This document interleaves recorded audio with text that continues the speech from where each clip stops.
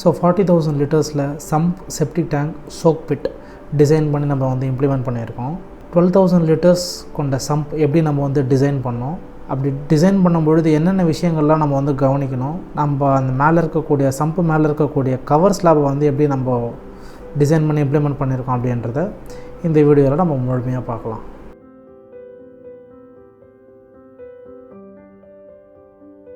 பேசிக்காக earth excavation work வந்து பண்ணுறோம். சம்ப்பு, செப்டிக் டேங்க்கு, சோக் பிட் இது மூணுத்துக்கும் சேர்ந்து. ஸோ இந்த வீடியோவில் நம்ம சம்பு பற்றி மட்டும் பார்க்க போகிறோம். 12,000 லிட்டர்ஸ் நம்ம எப்படி வந்து லே பண்ணோம் அப்படின்றது. ஸோ இந்த சம்பு வந்து டோட்டலாக 9 inches திக்னஸில் வந்து நம்ம டிசைன் பண்ண போகிறோம்.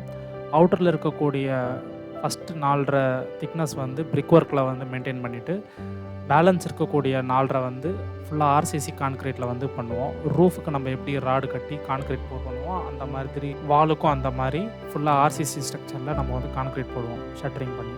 ஸோ பாட்டம்லேயும் வந்து கீழே அந்த மாதிரி RCC ஸ்ட்ரக்சர் கொடுத்துட்டு அது மேலே கான்க்ரீட் வந்து ஊற்றுவோம். அது கூட வந்து ஒரு சில அட்மிக்சர்ஸ் வந்து ஆட் பண்ணுவோம்.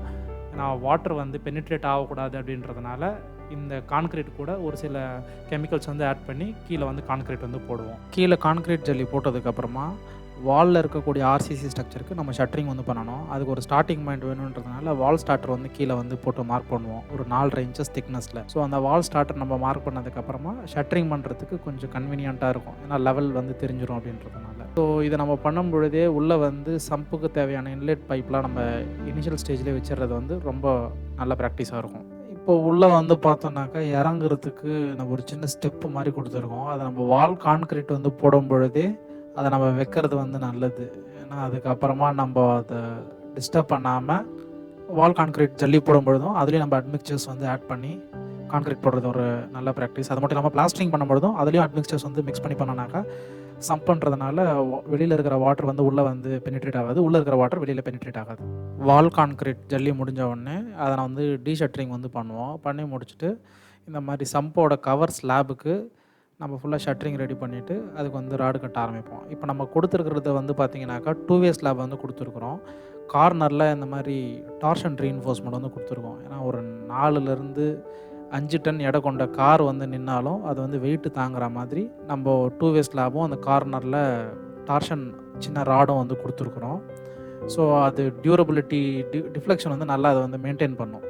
ஸோ அந்த பர்பஸ்க்காக அதை வந்து கொடுத்துருக்குறோம். எல்லா இடத்துலையும் இந்த மாதிரி ராட் கொடுக்கணுன்றது அவசியம் இல்லை. ஸோ ஸ்லாப் கான்க்ரீட் ஒர்க் முடிஞ்ச உடனே அது மேலே வந்து பாத்தி கட்டி இந்த மாதிரி தண்ணி நிப்பாட்டி ஒரு 10 to 15 days வந்து மெயின்டைன் பண்ணாக்கா அது ஒரு நல்ல ப்ராக்டிஸாக இருக்கும். அடுத்த வீடியோவில் septic tank soak pit 28,000 litres நம்ம எப்படி வந்து டிசைன் பண்ணோம், அதுக்கு மேலே போட்டிருக்கக்கூடிய கவர் ஸ்லாபில் வந்து ஒரு சில பீம் கொடுத்து இம்ப்ளிமெண்ட் பண்ணியிருக்கிறோம். ஸோ ஒரு 2-3 டன் வெயிட் இருக்கக்கூடிய கார் வந்து நின்னாலும் அதை ரெசிஸ்ட் பண்ணுற மாதிரி எப்படி நம்ம அதை டிசைன் பண்ணி இம்ப்ளிமெண்ட் பண்ணியிருக்கோன்றதை நம்ம அடுத்த வீடியோவில் பார்க்கலாம்.